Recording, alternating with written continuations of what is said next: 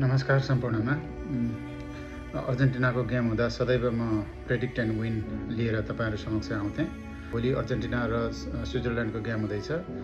जुन 10,000 को कारणले गर्दा स्वर्गीय गणेश नेपालीले आत्मदाह गर्नु पर्यो, त्यो 10,000 त्यही 10,000 यो जुन पुरस्कार राशिको 10,000 छ, त्यो पैसा चाहिँ म श्रद्धाञ्जली स्वरूप गणेश नेपालीको परिवारजन अथवा इष्टमित्र जो हुनुहुन्छ उहाँहरूलाई समर्पित गर्न चाहन्छु। यो रकम खासै केही ठुलो रकम होइन, तर जुन 10,000 को कारणले गर्दा उहाँले आत्मदाह गर्नु पर्यो, उहाँको ज्यान गयो, त्यही 10,000 चाहिँ म श्रद्धाञ्जली स्वरूप उहाँलाई अर्पण गर्न चाहन्छु।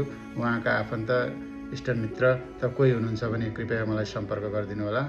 र साथै अब यसरी आम नागरिकले किन आत्मदाह गर्नुपर्ने अवस्था आइरहेछ। पछिल्लो पटक पनि प्रेम आचार्यजीले पनि आफ्नो शरीरमा आगो लगाएर आत्मदाह गर्नुपर्ने स्थिति आयो।